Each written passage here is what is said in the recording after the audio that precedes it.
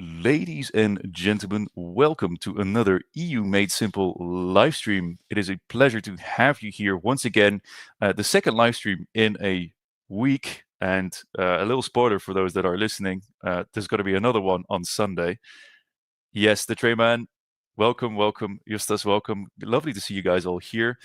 We are going to be having a great conversation today, and maybe even a bit scary, depending on where you're standing from. Maybe a bit exciting, also depending on where you're standing from. In any case, I'm not going to do it alone. Well, Moldova was quite surprising, so I'm curious about Georgia. Yeah, Moldova was definitely surprising. Hope the opposition wins. The Trayman, I am guessing that you are Georgian. So I'm. If you are, then I'm looking forward to your questions and comments and maybe ideas. Yeah. So, anyways, I'm going to be doing not going to be doing it alone. First of all, with some help from some useful websites. First of all, with Europe Elects. The Trayman says, when was the last stream you held, Elliot? It was on Monday, actually, about Moldova. Anyways, so the first website we're going to be using is Europe Elects, and I want to go through a bit of this because you can see a very nice polling average throughout the years. So we're going to be discussing that with our guest for sure, and then Politpro, which is a bit more basic, but it shows a very good, or it shows very well who the political parties are, how big they are, and then you can just play around with potential coalitions. These don't look at anything except, I guess, majority in seats. So some of these might be wholly unrealistic, and I am sure our guest will tell us soon enough. But yeah. All right. Hello, Georgian here. Irakli, welcome. Lovely to have you here. Get all your Georgian friends in. I hope to give as much information about your beautiful country as possible. Okay, so I'm with that all being said, we have two incredible guests. First guest is going to be Shota Kakabadze. He's a policy analyst at the Georgian Institute of Politics. And our second guest is going to be Maria Katamadze. And for me, they sound very similar, these two last names, but she is the DW, so the Deutsche Welle Georgia correspondent. So two very fun guests. I hope you have enough questions. I have enough questions, so I'm curious if any of you want to know anything. But I think that is introduction enough. Ladies and gentlemen, I would like to introduce to you our first guest, Shota Kakabadze. I hope I say that correctly, by the way. Welcome to the stream. Good evening. Actually, you do say it correctly and more correctly than most of the foreigners. So I do Okay. applaud you for that one. Thank you. That, Yeah, please go yeah, ahead. Say a little bit about yourself. briefly What's your about name? myself. Yeah, Yeah. as you've mentioned, I work for Georgian Institute of Politics, or GIP, as we call it shortly. It is a non-partisan think tank based in Tbilisi, Georgia. It has been operating since 2011. I joined think tank only in 2021, if I'm Okay. not mistaken. So not that long ago, but quite some time now. My background is political scientist, and it is non-partisan think tank, which are not that many in Georgia. It's relatively small. We work mostly on democratization, foreign policy, and on issues which are related to more or less just like a larger topics.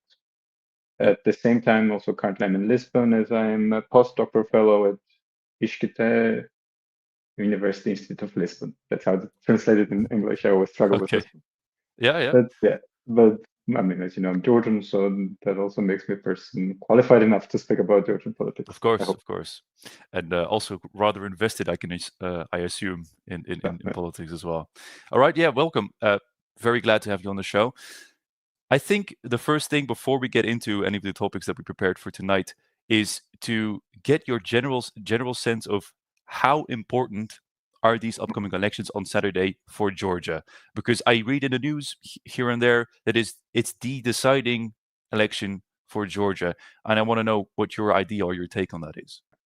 Actually, once we get more into details, it will become more clear Yeah. why this is so decisive, and it's not only about the future of Georgia in a sense, but also because of the new electoral system we didn't have before, and it's also important, and we'll talk about it a bit later. But just to answer your Yeah. question, when I was in Georgia this summer, and some of my friends, colleagues from Portugal have been asking how does it feel to be back. responsible, it feels like the whole country is just holding the breath and waiting for the 26th of October to release this press. So this is the sense or the feeling you have in the country right now, that everybody's just waiting for the elections. I mean, Okay. when you talk to regular Georgians, they cannot make even any long-term plans because they don't know what are going to be election outcomes, and that affects their future. That's Yeah. why there's this sense that it's a decisive election. The ruling party has been ruling for 3 terms in a row, and now they're hoping to go for the 4th. And there's this feeling that people are exhausted or rather tired of the same political party dominating every single state institution. And there's this sense or expectation that changes are going to come. And Okay. what further elevated the importance of the election, it became somehow the either you catch up with the window of opportunity of European Hmm. enlargement, which is happening right now, or you miss this window and then you're delegated into the second basket and you don't even know when this window is gonna be open again, right? Because Yep. it's related to the facts like increasing popularity of the EU enlargements, getting more far-right groups all across the continent, possibility of Trump coming back in the US, etc. We don't know how the war in Ukraine is going to end in the short term. And all this are going to have effect in the future, whether the European Union will be able to continue this enlargement policy or not. And that's why there's this feeling that this opportunity is now, and you have to use this. And Yep. that's why these elections are so important. Okay. Yeah, that makes perfect sense. And like you said, we'll get a better picture of that throughout this conversation. But there are many questions going forward. There are many topics that we have to cover. So, like already said in the live stream chat, people, if you have any questions, please make sure to tag us. But I can't promise that every question will be answered. Okay. So I think it might be good for people that don't or are not as initiated into Georgian politics, such as myself, to get a little rundown of maybe, let's say, the top 4, top 5 political parties in Georgia, just to get a sense of who are the quote unquote main characters of this upcoming election. And because I know that Georgian Dream is, let's say, quite the character, I would like to start with the smallest one. So let's go Okay. for, let's say, you can see my screen, correct? Yeah. So, yeah, okay. Let's go for like a quick rundown on for Geo, and I think it's important to, if you could include in your answer what their stance is on the EU. I think Okay. that's good to know. So yeah, Okay. for Geo. One thing which is, I think, very important because we get into concrete parties. Yeah. Georgian political parties are usually very unstable. Okay. What I mean by that is you have a lot of politicians who change the parties regardless of their ideological stance. You can have a person being the member of the very pro-Russian political party and suddenly next year joining the party which is very anti-Russian and pro-EU. So you have this kind of a mix-up. There's no party democracy within the party, which means the lists are usually combined by is composed by the leadership, and there's no democracy which allows you to enter the party and then somehow move forward. And it also explains why these parties are unstable. Okay. But if we start with For Georgia, For Yeah. Georgia is the party which is relatively recent in comparison to the other bigger 5 parties. No, Hmm. actually, no, one of the recent, because the second one is also more recent than this one. It was Okay. founded by the former prime minister under the Georgian Dream, Georgi Gakharia, who was prime minister of Georgia during the COVID crisis. And I think the COVID crisis helped him to promote his personality as a manager, as a charismatic person who was in charge of the country, the crisis manager, etc. Hmm. And that boosted his popularity a lot. Besides that, he was quite popular in Georgia among the politicians from Georgian Dream, Hmm. and the COVID kind of made him even more popular. And then he resigned. Again, Georgian politics is just full of a lot of crises, a lot of events, which I need to refer to in order for our audience to understand what's going on. Hmm. So there was a crisis that the head of one of the opposition parties was supposed to be arrested. There was a court order of his arrest. He was in the office of his political party refusing to leave, and there was a discussion whether the police should start the operation of storming the building or not. And then he was the prime minister and he refused to do the operation. He said that there are some other means to arrest him. We don't need to do it now. And then he resigned over this. The way he explains now, it's he resigned because there was a conflict of the party and so there was a conflict between the political party getting into the interest of the state, or there was a party interfering in the state. But more or less, he resigned, he went into opposition, and he founded the political party, which is called For Georgia. It's actually called, full name is Gacharia for Georgia, so he's using his surname as a brand. Okay. And this party is popular because he's popular. Let's put it this way. It is constructed around his personality.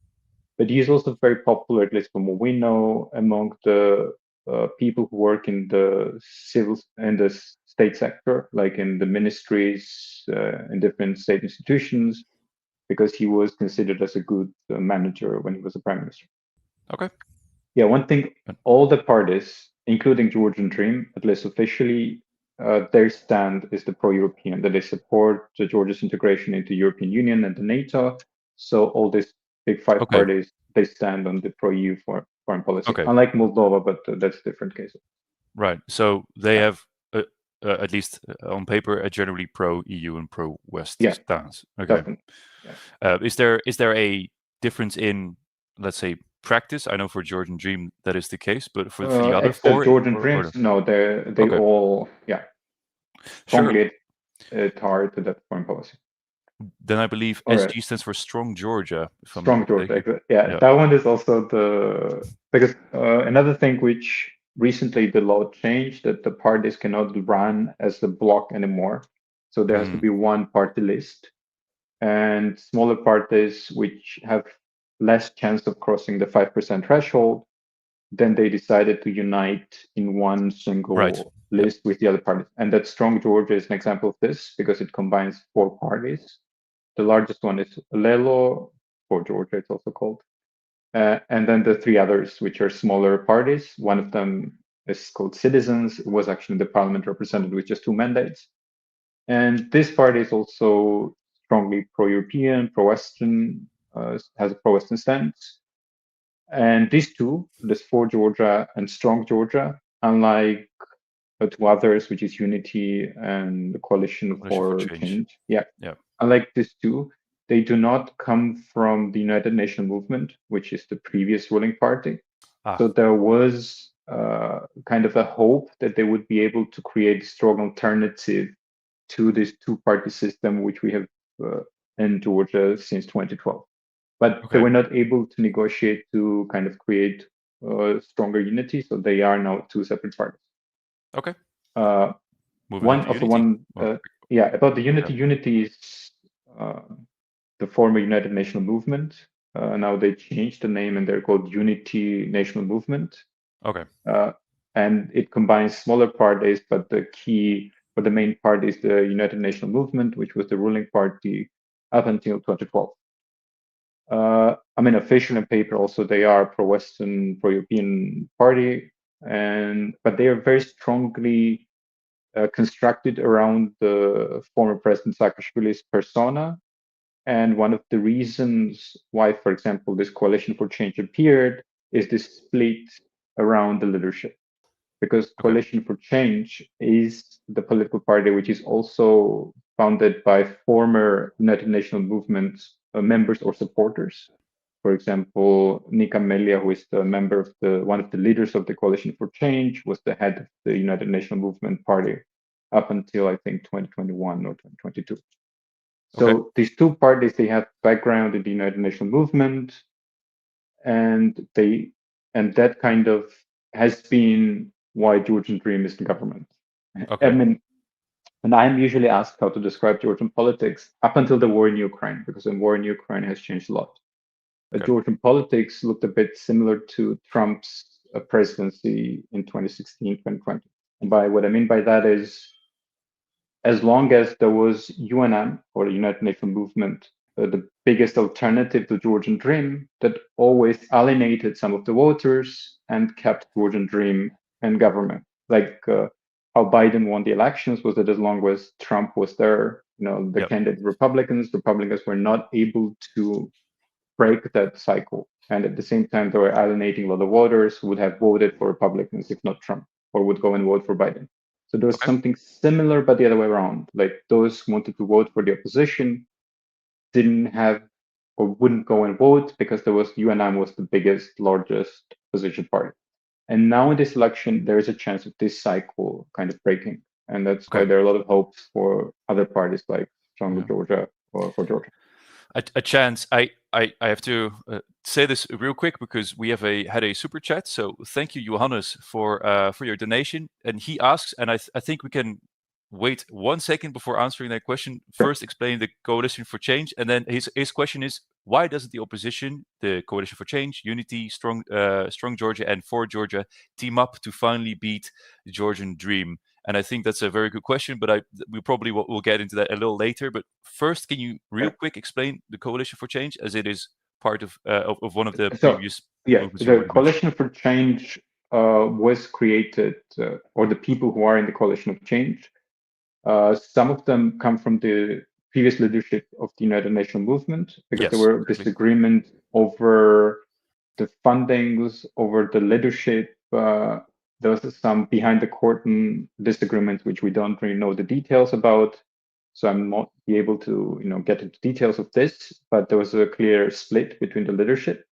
And at some point, let's say the new generation of the UNM members decided to go the other way, or to create a party that would be alternative to the UNM. And there is a chance that they will take a lot of previous UNM voters who would go and vote for Coalition for Change, especially the youth, or what we call less hardcore Saakashvili supporters, because die-hard Saakashvili supporters will still stay for the UNM. And Coalition of Change also combines two other smaller parties like Girchi, which is the Libertarian Party, but even Girchi split into two. So there's a lot of details. But it also combines two other smaller parties, and that is why it's called coalition rather than one single party. Yeah, okay, makes sense. Yeah. So then I guess the question is, and we'll get into potential coalitions a bit later, but for now, to answer the question, what would you say is the main reason why these aren't these four, let's say, factions, because they're like groups of political parties, why don't they, very simply put, join up and try to beat Georgian Dream? It's not that easy, and the reasons are because there's a lot of disagreement within the part. Like there's a fear that actually them uniting might alienate a lot of voters. For example, there are voters who would never vote for United Nations movement, but they would vote for Strong Georgia or For Georgia. But if they create one party list and go on the election as one party, there is a threat or the danger that these voters will be alienated. They will say, I'm not going to vote for this party because there is that person or this person. So actually, this diversity guarantees that more voters are going to turn out than before. So that's one of the reasons. Yeah. So it's more that even though on the surface they might look rather or not that far ideologically away from each other or apart from each other, and the matter of the fact is that most of the voters really want to vote for only one party, and they wouldn't vote on, let's say, someone from Coalition for Change wouldn't vote on For Georgia. Yeah, in politics, usually, like if you have 2% support, somebody has 2% support, you uniting doesn't necessarily equal 4, because there are the factors which alienate you from voting, right? And that can be, for example, Saakashvili is a factor for many, because there's the legacy of his presidency, which is still very controversial in Georgia, and having the party or the members of his party in the same list, and you have to vote for that party, you might not vote if you are not supporting him. So these are the issues which kind of inhibit, let's put it this way, the coalition. Even between the Stronger Georgia and For Georgia, although they're not from UNM, there was an attempt to unite them, but some of the members of Stronger Georgia were clearly opposing of this unity because they had some questions about the former Prime Minister of Georgian Dream, who is the head of the For Georgia now. They were saying simply that I wouldn't be able to explain to my voters why they should vote for us if this guy is in the same list with us. So these are the details which affect a lot. Sure, yeah, no, that makes sense. And then I guess the final and the biggest party, at least according to this poll, Georgian Dream, Yeah. which is the current ruling party, if I'm not mistaken, Yeah. and is, at least according to my own Georgian friends, the troublemaker, so to speak, to say it lightly. What can you say about Georgian Dream? It's very difficult to explain or pinpoint where they exactly stand. They're a bit similar to Orban-style rhetoric in terms of, the conservative values, this traditional family, etc. But they've gone a lot far right in the last couple of weeks, even like 2-3 days ago. There was the interview with the billionaire and the founder of the Georgian Dream, who is now the honorary chairman of the party, but he's de facto ruler of the country. There's nothing to hide. And things he was talking in this interview does not make sense, even to people who might support Orban. For example, he was saying that in the West, now there's this movement or the idea that male breast milk is the same as the female breast milk. That what led to what he said, and nobody can really explain what does it even mean. So Georgian Dream, let's put it this way, has gone extremely rogue or anti-Western in their rhetorics, but at the same time, knowing that the Georgian population is pro-European Union membership, they cannot completely abandon pro-EU foreign policy stance either. So their approach is, once we win the elections, we're gonna improve relations with the West. But how are they going to do it? Well, it remains to be seen. And if I'm not mistaken, sure. I believe Georgian Dream is also at least partly responsible for why the European Union right now says that the accession, or at least the process of joining the European Union, is frozen Not with partly, Georgia. but fully responsible. Not okay, partly. It's partly is the mild way to put it. They're fully responsible.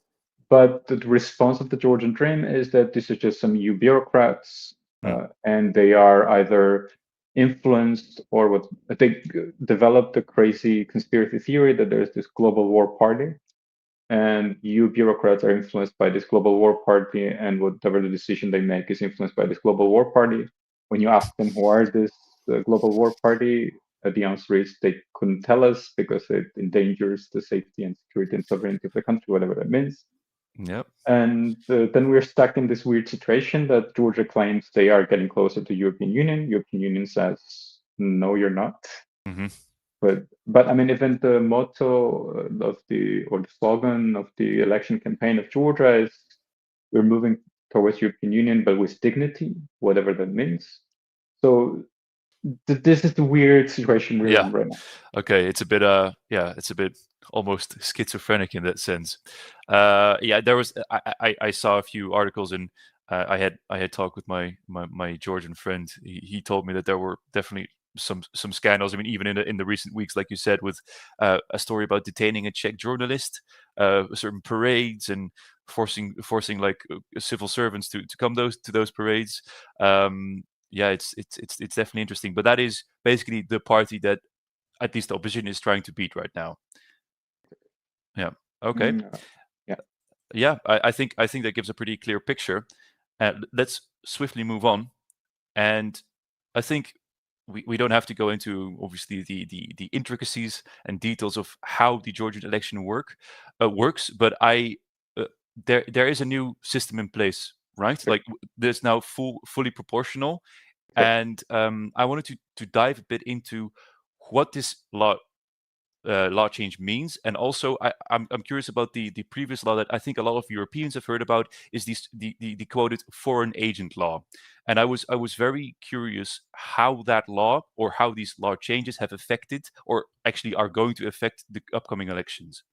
Right. So let's start with the system, because it's important, and it also relates to your first question, why these elections are so important at the moment. Because up until now, with the exception of the early 90s, Georgian system has been the mixed system. And by mixed system, what we mean is, so there are 150 members in the parliament, and half these seats used to be filled by the party list, meaning the percentage of the support the party got. That many of the mandates the party would get in the parliament. but out of the half of 150. The rest was filled by the single majoritarian districts. So the country was divided into the majoritarian districts, and then the party had to win single mandate. And usually it was the ruling party in every situation winning those mandates. So that what had happened in 2016, that what happened in 2020, that although Georgian Dream had overall support around 40%, 45, because most of the majority in districts was won by the Georgian Dream candidate, they had constitutional majority in the parliament, despite their support was around 40%. So this time, the elections are going to be fully proportional, so that majoritarian part is eliminated. And that means that if the party has 45% support, that's how many mandates they're going to get in the parliament, which means that most likely there is a need for the coalition to form the government. Okay, yeah. That's why it makes it, yeah. That's why it's going to be very difficult. Yeah, that's why it's going to be very difficult to predict the outcomes now. And although Georgian Dream claims that they would be able to win enough mandates to have a constitutional majority, that's very highly unlikely, and that's what polls indicate. So regarding, but there's a catch though. The catch is that now there's a 5% threshold. So the political parties which pass the 5%.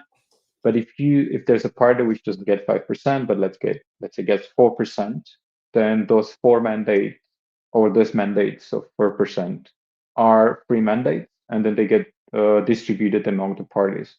So that gives small advantage to the Georgian Dream, which most likely going to be the first to get most of these free mandates.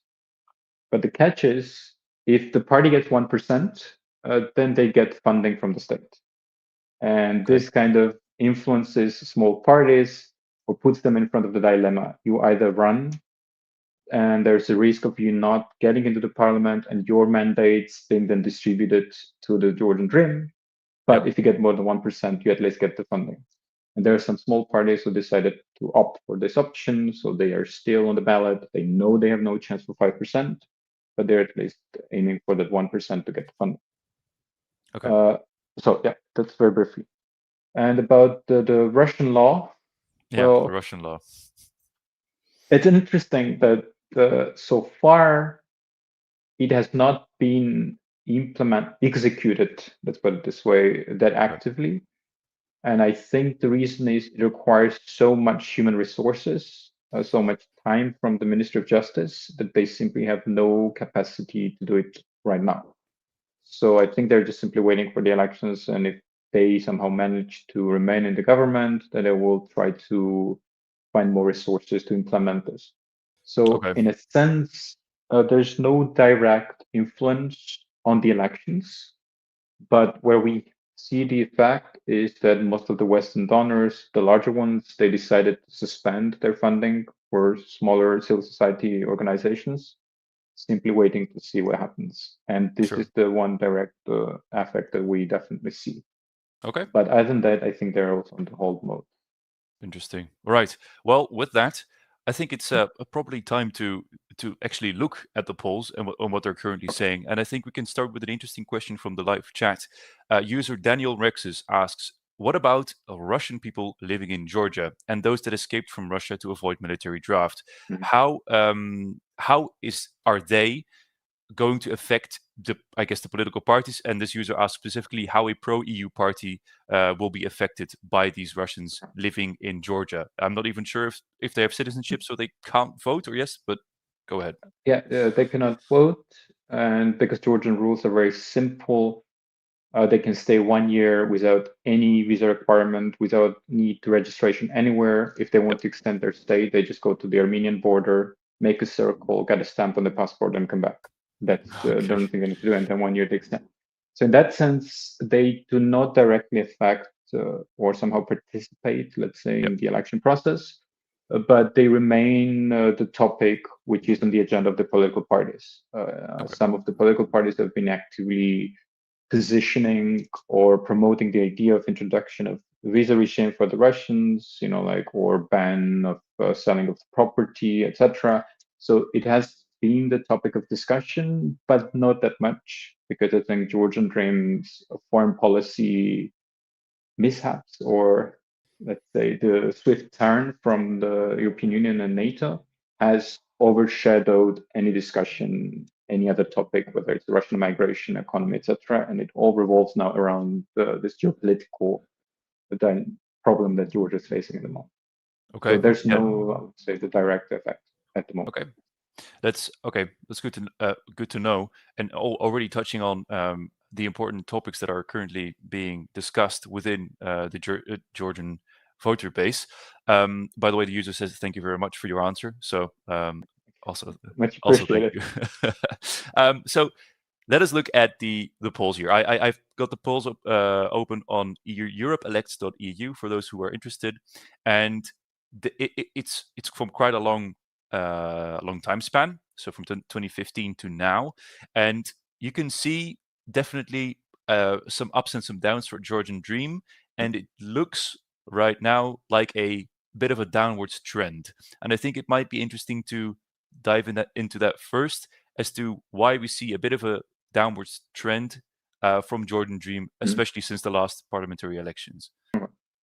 So up until now, pretty much, and even Georgian Dream is trying to maintain this, what drove popularity of Georgian Dream was the comparison to the previous government, and always referring to the events up to 2012, saying like, they were terrible, we brought relatively more freedom, etc., etc. But the thing is, generation keeps changing, and you cannot keep using the same card all the time, right? Because you have more and more young people who are going to vote for the first time this year. And for them, that what happened 12 years ago is not so relevant anymore. There was even a lot of memes and jokes going on since last year, because usually what we call Gen Z, the younger generation, was behind the protest, this pro-EU protest for the last 2 years. And whenever there was an attempt to ask them, where were you in, I don't know, 2011 or 2010, when Saakashvili's regime was doing something, they posted pictures on Facebook saying like, I was, I don't know, 5 years old, or I was in the school, So this card doesn't work that much anymore. And then in the last 2 years, Georgian Dream has been engaged in very clear anti-EU, anti-Western rhetoric, and that has also affected Georgian Dream's popularity a lot. This started after the war in Ukraine, and it's also what the polls also in a way indicate, because the war in Ukraine and the whole what we call geopolitical Europe concept, that the Europe became more active and engaged in the region, put this question. I think there's a saying like you cannot have pie and eat at the same time. So Georgian Dream had, like either, because up until the war in Ukraine, it was enjoying both the close relations with the European Union and the benefits, at the same time, the benefits of free trade with China, benefits of the economic relations with Russia, etc., etc. So it was having a pie and eating at the same time. But with the war in Ukraine, the Georgian Dream was put in front of the dilemma. So either you had to pick a side, right? You're either on the side of the West or you're on the side of Russia, China, etc. And this choice is something which Georgian Dream is struggling with right now. Okay. And this is also what causes the decrease of popularity of Georgian Dream in the polls. And another thing, when the war broke out in Ukraine, you would be surprised how many Ukrainian flags supported Ukraine was in the streets of Georgia. Like some of my foreign friends used to say that you don't see this much anywhere but in Georgia. And I think, at least that's my guess. Again, I don't have research to somehow confirm this, but my guess is one of the reasons is because of the government stances, because government stand was so vague that then people decided to take stands and in or like against the government's vague stand to show the solidarity of to Ukraine by displaying flags on the balcony, in the streets, etc. So this is, I think, why up to 2022 you can clearly see this turn. And then comes the Russian law, the European Union, the whole global war party, conspiracy theory, etc., which obviously has affected Georgian Dream's popularity. Right. Yeah. Okay. Thank you. I think we can look at these polls for a very long time, but I think it's a little bit more interesting if we move over to our, let's say, glass orbs and look into the future, which is obviously we can never be wrong, and everything that we say will be correct. But I'm very curious about this because I instantly see like this website is, like I said, it just puts I think a few random ones together and doesn't really look at how realistic they are. So I think most of these probably wouldn't work according to you, but I would like to see or at least hear on your first ideas how feasible is a coalition to beat the Georgian Dream? Is that feasible? Okay, so let's do this that way. There are 4 hypothetical scenarios how things could go, Okay. and of course there are many others, but we just don't know those variables which might suddenly appear. But the 4 hypothetical scenarios. The first one, which is the least likely, but there's still a chance, which is the Georgian Dream wins the election through the legitimate means. Like there are no major violations. Georgian Dream, because Georgian Dream is going to be the first anyways. They're going to be the first party in terms of the how much votes they get, and they will be the first one to be asked to form the government by the president. So Georgian Dream might manage either have enough mandates in the parliament or negotiate with like small party or several members of the small parties to support the government and form the government in any case. So in this case, I think what the Georgia's foreign policy would look like is something similar to the relations between Turkey and the European Union right now. Because after all this, like drastic anti-EU rhetoric, this whole global war party blaming, etc., what the Georgian Dream has been doing so far, I don't really see that there's a potential of restoring back to what it was before 2022. In that sense, I think the West will recognize Georgian elections if they're through the fair and legitimate means and say, like, fair enough, if Georgian people want to have this kind of government, we can't do anything about it. It will be similar to Turkey. Georgia will remain as a candidate country, but frozen, and nobody knows when the negotiations are going to start. So something similar. Another scenario would be if Georgian Dream wins the election, but through the means that are not necessarily legitimate. And there will be questions whether the Georgian Dream actually managed to get this vote through fair means. And then there will be something like Belarus, at least, when the Georgian Dream's government won't be recognized by the most of the Western countries, and then Georgia will be simply forced to pivot more towards Russia, China, and be in that group of the countries together with Belarus. So, and then there are 2 other scenarios. The one is opposition wins and then manages to form the coalition, and there is a possibility of this more than GD winning the election. By GD, I mean Georgian Dream. Yeah. Because again, and then here comes the president's role. I think we didn't talk a lot about this, but the president is an important player right now in Georgian politics because she proposed the idea which is called Georgian Charter. And the idea is that because it's an extraordinary election and because political parties are not able to actually reach the voters and talk about their agendas, etc., to kind of all the parties are going to win, then they agree on technocratic government. There'll be a technocratic temporary government, which will be, and the prime minister will not necessarily be from the political parties. The whole purpose of the technocratic government would be to quickly prepare the country for the negotiations, to open the negotiations with the European Union and for snap parliamentary elections when political parties will be actually able to campaign on the issues and not on this life and death question which has been now. So that's one scenario which is quite possible, that president plays the role in trying to persuade these 4 political parties to form the coalition around the technocratic government with the whole purpose of preparing the country for the snap parliamentary election. There's still a disagreement between the political parties whether this makes sense or not, like whether the snap parliamentary election makes sense or not, whether the prime minister who is not from the political parties makes sense or not. But at least this scenario or this plan is there. And then there's another plan which simply means that political parties don't manage to form the coalition, and then there's a snap parliamentary election, which is also a possibility. Yeah. So is there any party that of the opposition that is willing to work together with Georgian Dream, or is that all ruled out? Out of this 4, which are the leading opposition parties, none of them have said that they would be willing to cooperate with Georgian Dream.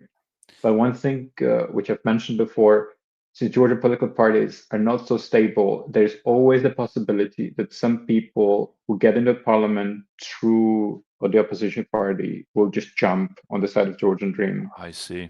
Okay. Or it can happen the other way around. I mean, if Georgian Dream doesn't get enough to have a single majority in the government, their members might simply switch to on the side of the opposition. Move. So that's why it's very unpredictable. You don't really know how I it's going to see. go. Yeah. No, yeah, that makes sense. I mean, I was thinking about these lower. The low ones, yeah. For example, the Girchi you're pointing at, which is 4.1, 3.1, yeah. Yeah. That one They're is all below libertarian. Yeah, but they're Libertarian Party. They're in the parliament right now, but with a small representation. And their ideology is that everything can be negotiated. So they are the ones who said they could negotiate with Georgian Dream, Okay. in case they get the reforms which is related to the justice, the court, human rights, etc. Because what they argue is this is directly related to the foreign policy. So you have a liberal democracy, then there's no problem with the integration with the European Union. So they are the ones who are willing to negotiate. There's a logic in it, but it's hard to trust. That's what Georgian Dream after the record in the last 10 years. Maybe for my own clarity, there's a new threshold with these upcoming elections, right? The 5%. Yeah. How does that work then with, for example, Girchi, which I mean, it says here, I believe this is in percentage points, which is a 3.1 percentage point. How would that work then of them not being crossing the threshold? But yeah, they're hoping that they would, and their kind of election campaign or the idea is that we are different because the rest they're either UNM or GD, and we are the only alternative to them. So they're hoping that they would get the votes of this undecisive voters. But to be completely honest, it's like a 50-50 of chance them crossing the threshold. So they might get some votes of those alienated voters, but at the same time, it is very difficult to tell, especially because their stand is that they're willing to negotiate with Georgian Dream. They've been doing this before. For example, they managed to get rid of the women quota in the parliament because it was in the interest of Georgian Dream. They're libertarian. They don't believe in the positive discrimination, and they have the agreement. Sure, let's do this together, and they did together. So they have this record of partnership with Georgian Dream if it is in their own interest. Okay. But they do hope that they will get it. I assume they probably do hope they cross the threshold, right? I think we are nearing our time. So I would like to invite you to say any last words, any wishes. I believe we have a few Georgians watching as well, so please take the floor and say whatever you want. The only thing I can say is that the most important thing is the turnout. As long as there is a voter turnout, that's going to be decisive. And that's what we saw in Moldova, and that what is at stake right now. So the only thing I can say to Georgians is just to go and vote. Go and vote. That's pretty much the only thing I can say. Yes. Yeah. Okay. Yeah. No, that makes a lot of sense. And of course, we encourage everyone to participate in the elections if you are, of course, eligible to vote. But on that note, I think I know for sure that I really want to thank you for participating. It was a pleasure to have you on, and I feel like I can speak for all the viewers as well that it was very, very educational. And yeah, thank you very much. It was my pleasure. All right. Well, in that sense, then goodbye. Thank you. All right, ladies and gentlemen, that was our first guest, but don't go anywhere. Don't get scared. We are going to have our second guest on in roughly 5 minutes. But whilst we bridge that gap, I want to ask you, the viewer, what your thoughts are. I'm very curious because I believe we have a few Georgians in the chat, and I want to get a sense of how you guys are feeling. Are you scared? Are you happy? Anything surrounding that, or in any other case, whatever else other chatters think is also very, very important. Sandro Kakabadze says optimistic. Funnily enough, Sandro has the same last name as our guest. That's funny. Opposition has to win these elections, says Dachuka123. Okay. Counting days already bought fireworks. So Iraklis, you're very confident. I wonder why you guys are so confident, or maybe not all of you, but I feel a bit worried for you. or worried in the sense that my own personal conviction is that probably the coalition or the opposition should prevail somehow, maybe. Seeing Moldova, I'm a little scared, says William Ibrahim. YKK2B, Girchi is very underrated, is getting at least 10%. So, I mean, it could be that the polling that we have here is not completely accurate. Of course, it's still polling, so it will never be 100% up there. Let's see. Salt says, I was optimistic about Moldova, and now I am pessimistic about Georgia. Is it really because the referendum on EU accession was so close? It was very close, but still a win, right? Still a win. In the worst case scenario, everything stays the same, says Gustavo Palos, and maybe to a sense that is the case. I mean, our guest did explain shortly that it might get a little bit worse, especially when considering the well-spoken about Russian law, right? Let's see. HH says, Georgian Dream has claimed they might deny the election results if they lose, so I'm not that optimistic, but seeing the opposition constantly above 50% is relieving. Okay, I can imagine, especially if you like the opposition. Daniel Rex says, do you think there is a possibility that could happen some sort of Euromaidan if Georgian Dream wins? I am not the expert on this, so I'm going to keep myself from doing any big, let's say, predictions. But I could see like a large amount of protest, definitely large scale protest. Anything more than that, I couldn't tell you, or at least I could try, but I don't have the confidence to tell you. I'll call it a win when Sonu gets re-elected. That's for Moldova. I see. Yeah. YKK2B says the worst case scenario is that Georgian Dream will buy some seats from the opposition. We have a history of that. Wow. I mean, Georgian politics really never ceases to amaze me. In its almost craziness, its intensity, its complexity. Cornelis Zandberger says, I'm Dutch, supportive of democratic Georgia and EU membership. All right. A random person from Europe, is Saakashvili still in prison? I don't know him, so I'm not the person to ask. Hopefully our guest is joining semi soon so that we can discuss it with her, I believe. Yes, with her. The leading party is right or left, and it's pro-EU or pro-Russia.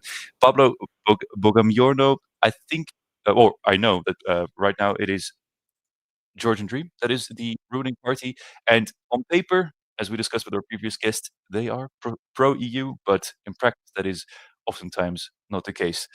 I noticed that our guest is joined, so I will see you guys in a moment whilst I'll set things up. Don't go anywhere. Please stay. Thank you. Here we go.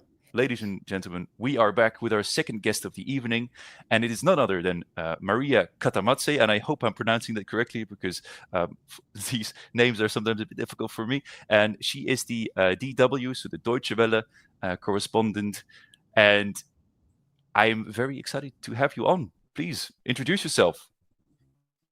Hi everyone, thanks for having me. I've been working. Is it me?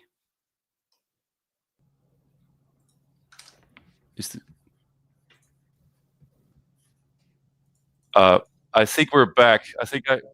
Am I? Okay, good. I think that this was on my end. I'm pretty sure. Yeah, that was my fault. I'm sorry, guys. No worries. Maybe it was mine. Who knows? Yeah. I know the live stream went down for a second. This was definitely my fault. Anyways, you were right in the middle of introducing yourself. Please. Yes, you pronounced that right. My name is Maria Katamadze. I'm a journalist at Germany's international media broadcaster, Deutsche Welle. Well, originally I'm from Russia. I've been reporting and working as a journalist in Russia. And so, yes, I'm currently based in Riga, but sort of partly based in Georgia too, and covering Russia, post-Soviet region, Georgia, and Russian-speaking countries in general. Sure. So yeah, I'm currently in Tbilisi. I've been here on and off for 1 month now, sort of observing the pre-election campaign, pre-election mood, what is the mood like, and yeah, covering Georgian politics for now. Yeah. And I think that's an excellent place to start as well, because one thing that we definitely didn't cover yet is the topics. What are the main debates among Georgian voters? What are the main issues people are currently worried about now during this election? I guess you can tell us a lot more about that than I can. Yeah, sure. I mean, I think that it's not a surprise that the election was framed not just by international media, but by people that we talk to every day as a sort of referendum between, Europe and Russia. And people, really you can sense that for people, it's a crucial election. I mean, every election is crucial, right? But people really realize that sort of their, trajectory, European trajectory is actually at risk. Mm-hmm. And that's what is supported by majority of Georgians. If you look at the polls, I mean, the support for EU has been, steadily growing, and it's there, and nothing changed in that regard. But I think that this sort of geopolitics matter a lot. War in Ukraine is obviously shaping these elections, and the ruling Georgian Dream party did lots of work to shape it and to sort of to make it as a choice, let's say, between war and peace, right? That's the choice that they're suggesting. So if you look at opposition, they're suggesting Europe or isolation, or Europe or Russia. And Right. the Georgian Dream party suggests, okay, it's either war with Russia or peace with Russia. If we stay in power, we're going to guarantee that we're going to strike a deal with, I mean, they're not saying that explicitly, but that's what they mean in their sort of rhetoric. And that this is all about it. And one would imagine that, Georgia is a sort of, I mean, as many post-Soviet countries, it's struggling economically. And I think that it's been, these economic struggles have been pushing many people out of the country. The immigration rates are rising. And we met many youth, at the clubs, at the bars, on the streets, and they're really, really concerned about the future of their country. And many go to the West. I mean, they seek education there and jobs. And but it's strangely enough, the economic issues are, of course, they are sort of yes, they're part of the picture, but not the. And this is what really sort of the real problems are of people. But I think for most that I talk to, they are concerned about, okay, are we going to be with Europe or Russia? Yep. Is it going to be war in Georgia or no? Yeah. Okay. Thank you. I mean, there are many different areas many different questions that I'm wondering right now. But I guess I'm curious then. You mentioned the younger voters, and that there are definitely a lot more, let's say, open or looking forward more to the idea of European integration, if I describe that correctly. And I'm wondering then, apparently there is still a very big voter base that is voting for Georgian Dream, which on paper says that they are also pro-EU, but in practice that is often not really the case. Where does Georgian Dream get their voters from, or like what are the issues that are apparently so captivating for these voters that they are willing to vote on Georgian Dream? That's a very, very good question, and we go right into the root of the campaign and of the issue. The thing is that Georgian Dream doesn't say that they're anti-European. They don't say that. Irakli Kakabadze, the prime minister, said that Georgia will become part of the EU by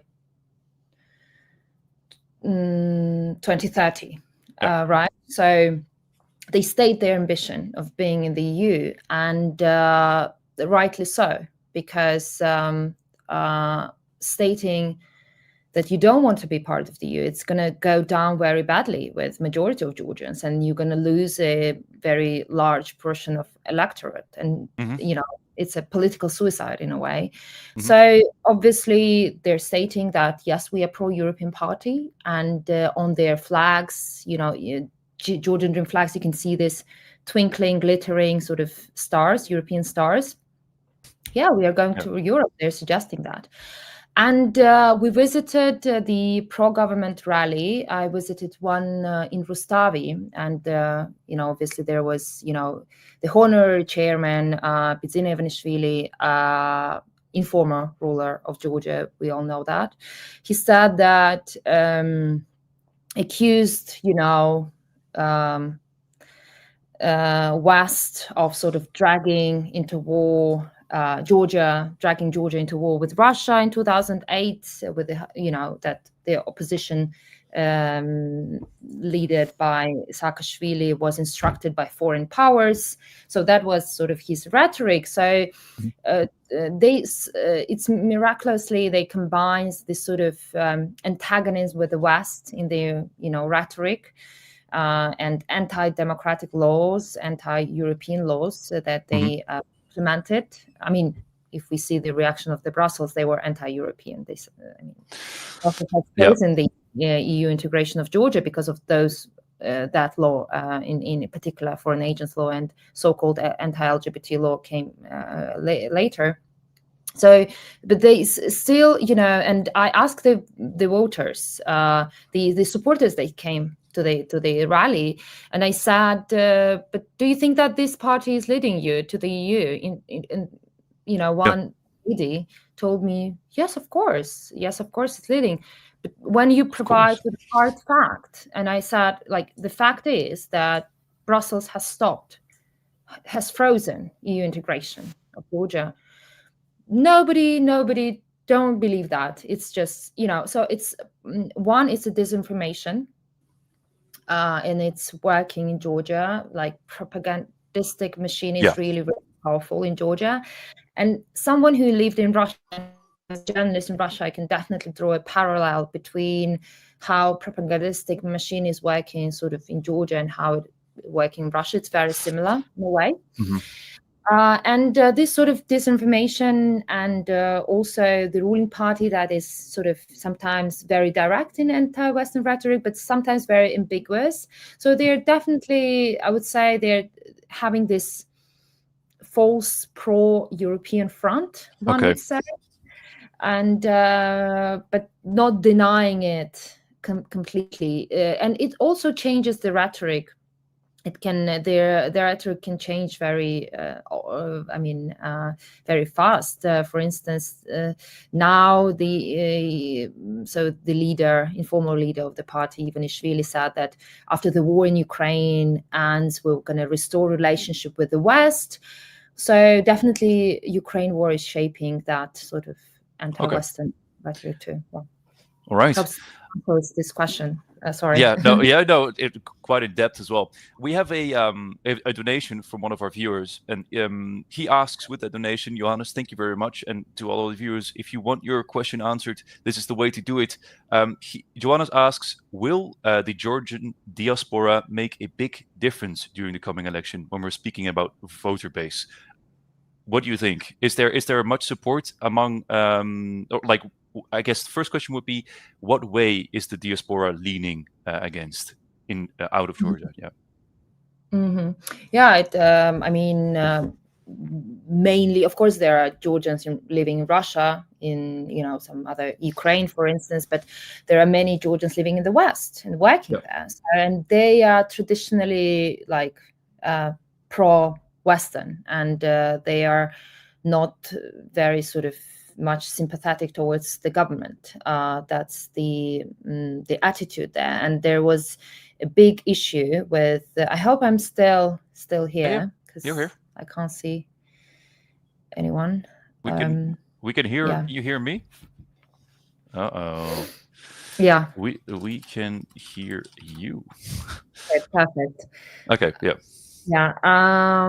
And so. Yes, and the problem was with these elections that the polling stations didn't really open in many countries, and I think that the authorities has done their share of work not to allow that to happen. And this is a big problem because many Georgians and the Georgian diaspora is huge abroad, and many Georgians are leaving the country.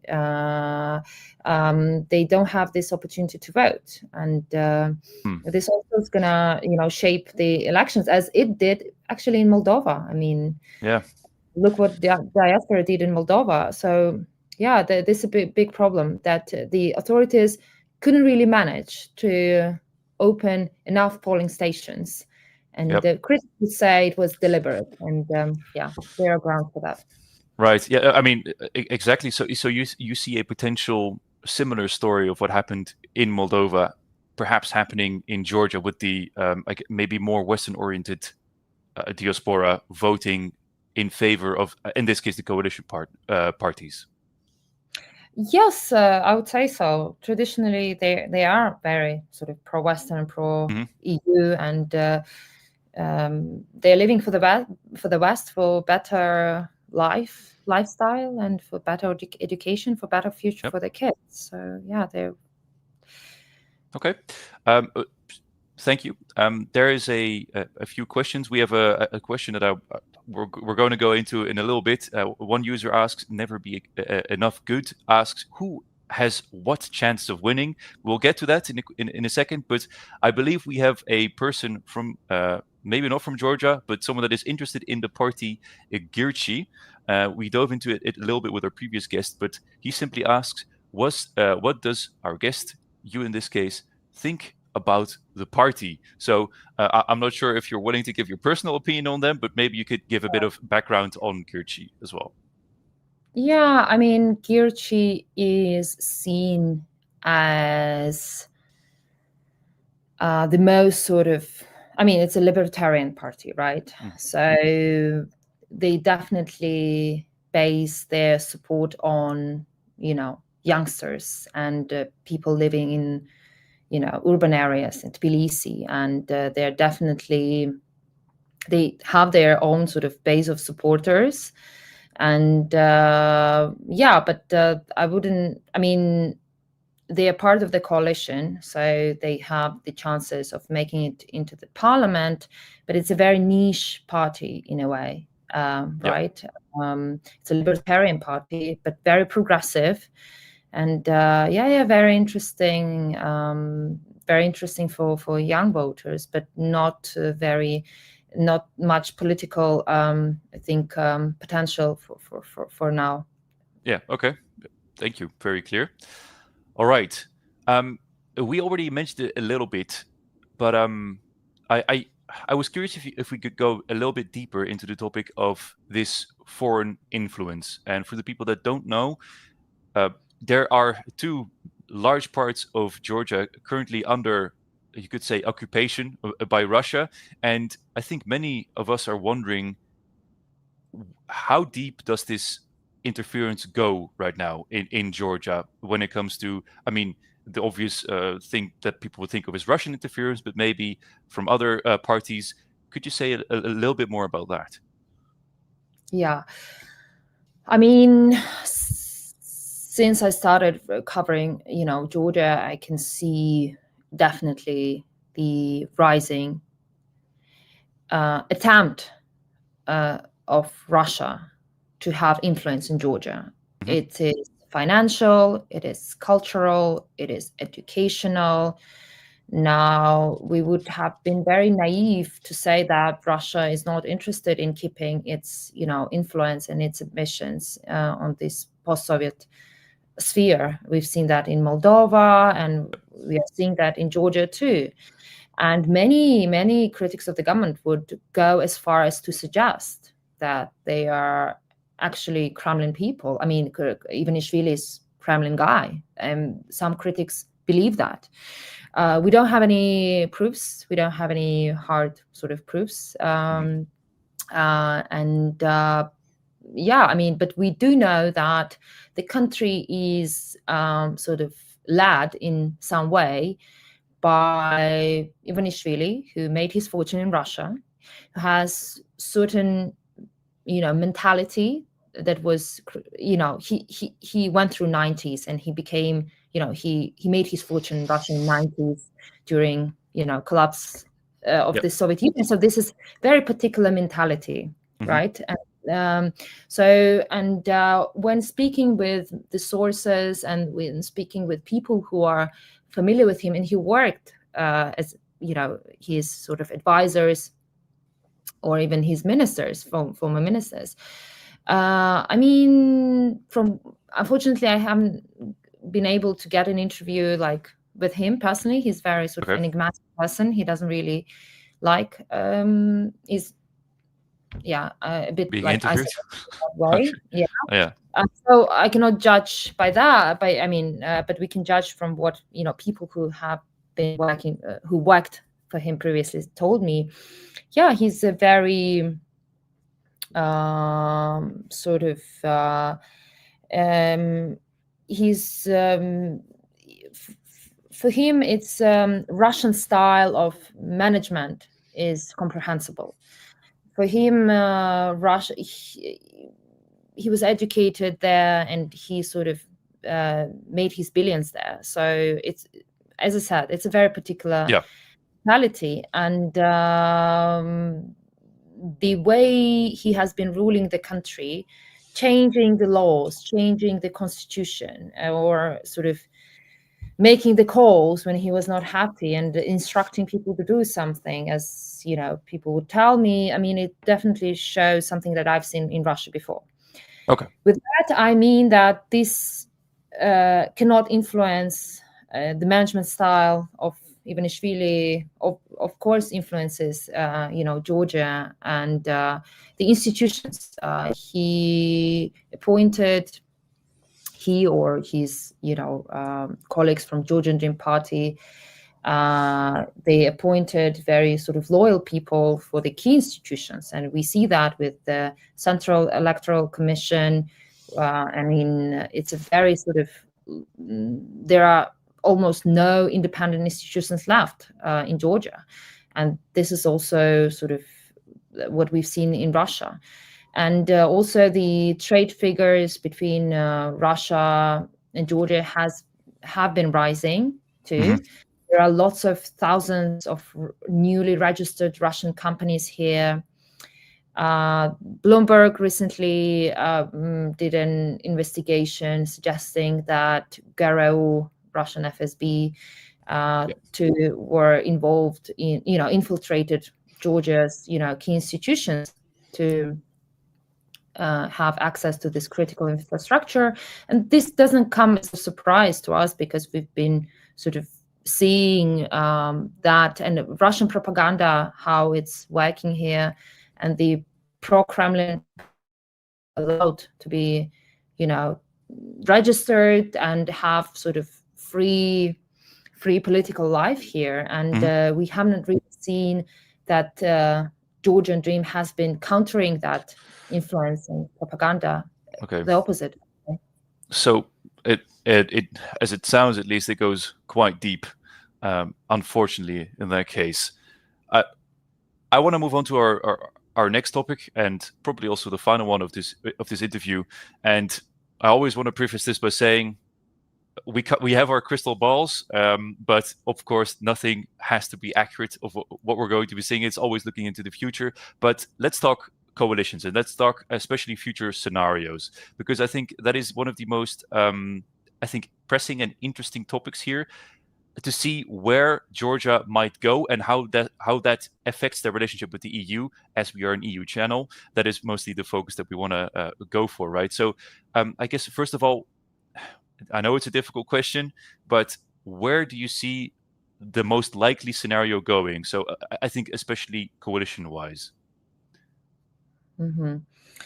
It's a very difficult question, and it's definitely very intriguing. And there are, I think, three main scenarios. Georgian Dream wins the elections and sort of preserves the power and one-party rule in this country. Second is the opposition wins, and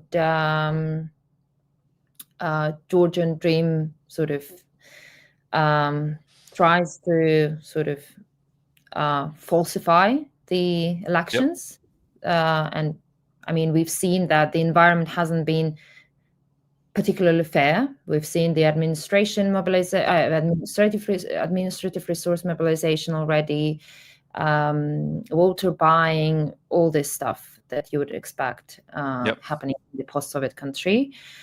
And there is that, and then there could be also the mass protests again. And the third scenario is that, so I said that Georgian Dream wins, and that Georgian Dream loses. They sort of accept their loss, but it's for now it's definitely hard to imagine that, because it's about their political sort of survival. And after if they lose and if they accept that, they will need to have, some of them, the guarantees that they're gonna be fine, because in Georgia, it's revanchism, political revanchism is very much in trend. Yeah. Interesting. I wasn't thinking about it like that. There were some talks of a technocratic government, if I'm not mistaken. What does that look like? Could you tell us a bit more about that?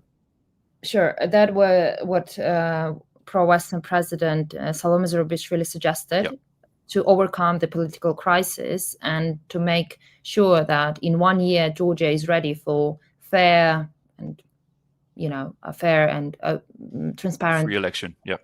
Elections, so that the technocratic government, in her view, and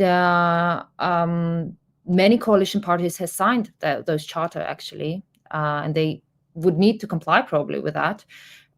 It's one of the ways of overcoming the democratic backsliding and having a fair election in 1 year. Yep. So out of the scenarios that you painted, or let's say drew, where does that leave the European Union? As I mean, my instinct goes with when Georgian Dream wins and stays in power, that is generally, I would consider that as a bad thing for the European Union, or at least a accession process for Georgia into the European Union.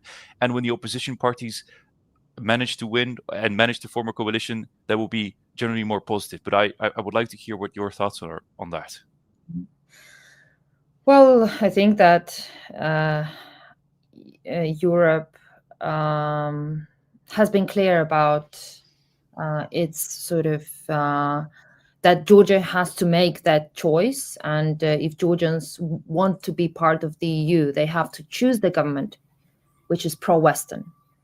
For now, the Georgian Dream doesn't seem to be pro-Western, and implementing pro-EU policies.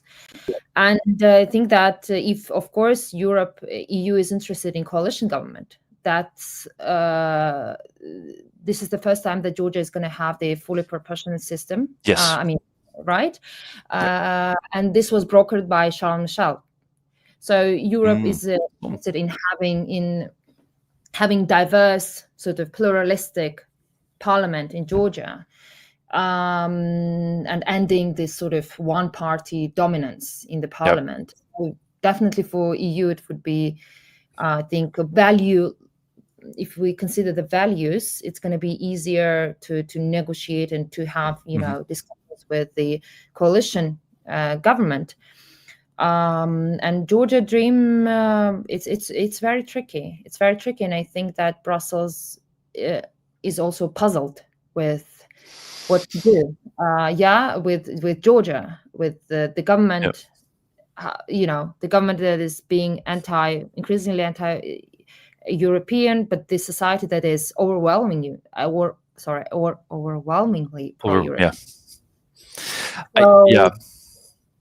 It's for me. I didn't actually know that the European Union had a hand in, I guess, helping or pushing Georgia towards a fully proportional system, because we discussed this with our previous guest, that this is indeed the case, that this is the first election with a fully proportional system. I know we're getting close to our end time, but I would like to ask one, maybe two more questions. Sure. Yeah, we have a question from our live chat.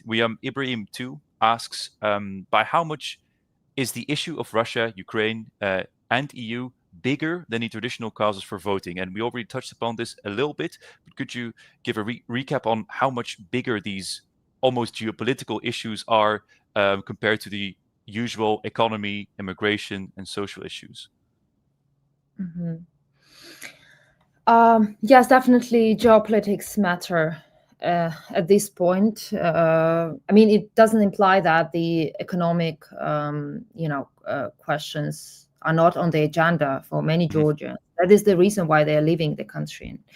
But they understand that if geopolitically they align with the West, I mean, pro-European Georgians would say, okay, then we're going to be better off financially, because we're going to build Western-like society, European, EU-like society, and we're going to be, we're going to have less economical problems in a way.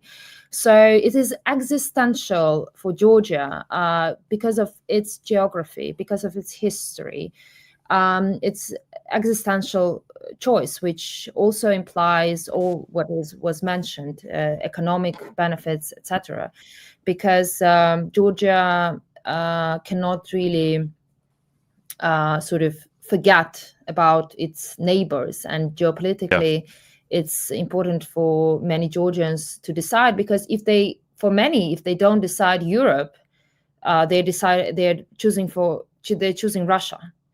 And that's what Georgian Dream has been telling many voters, that no, we are Georgia, we are independent, we are sovereign, and we don't need neither Brussels nor Moscow, which is a bit, given the geopolitics, we all know about the influence game, and it's just Georgia is too small to be alone in this game. Yeah, I mean, there are some questions even about how Georgia's neighborhood will react to that, but I think like Armenia and Azerbaijan, but this is probably a bit too much to cover in the time that we have left. Armenia is looking very much forward to the elections, because that's their sort of, they're looking, okay, what's going to happen with Georgia, because Armenia is taking the same, for now, the similar steps that Georgia took before. So yeah, Azerbaijan is totally sorry. Yeah, it's a very different, but like, okay. And then the final question, I promise, is that I think it is right now when there were some news articles, and I think not even that long ago, about how the current policy, the current situation with Georgian Dream in Georgia has caused the EU to quote unquote freeze the accession of Georgia into the European Union. I was wondering if this election could potentially change that, and what needs to happen for Georgia to continue that process of trying to assess, how would you say that in English? Sorry, into the European Union, if that question makes sense. Yeah, how Georgia could come back onto the EU path. Okay.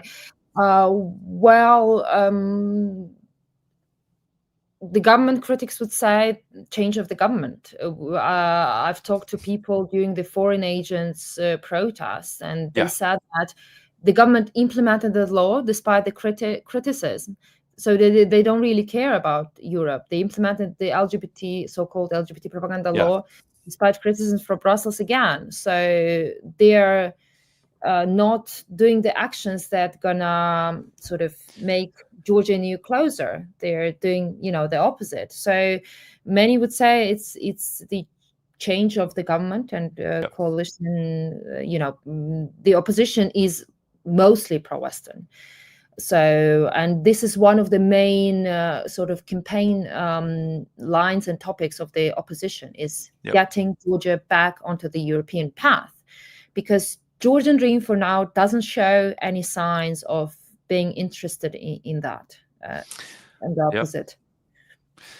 I think especially for an EU channel like ourselves, it is sometimes a bit sad to see that even though some sort of agreement or some sort of idea was reached that Georgia belongs in the European Union. I mean, if I'm not mistaken, it is enshrined in their constitution to eventually go into the European Union.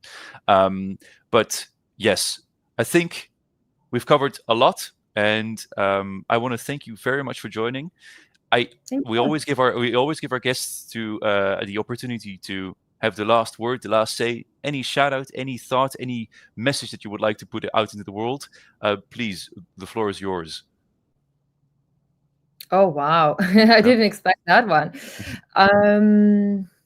Yeah, just watch Georgia. It's really now a battle. It matters beyond the borders. It's really a battleground between, honestly, between democracy and the rising authoritarianism that we've been witnessing in this country. So watch it, because it's going to probably set the example, and it's part of the bigger picture. Yeah, part of the bigger picture, and watch Georgia. I think we can all agree on that. In any case, thank you very much for joining once again. And to the viewers as well, thank you for joining. I had a great time. Hopefully, you guys could have learned something. And with that being said, goodbye. Thank you.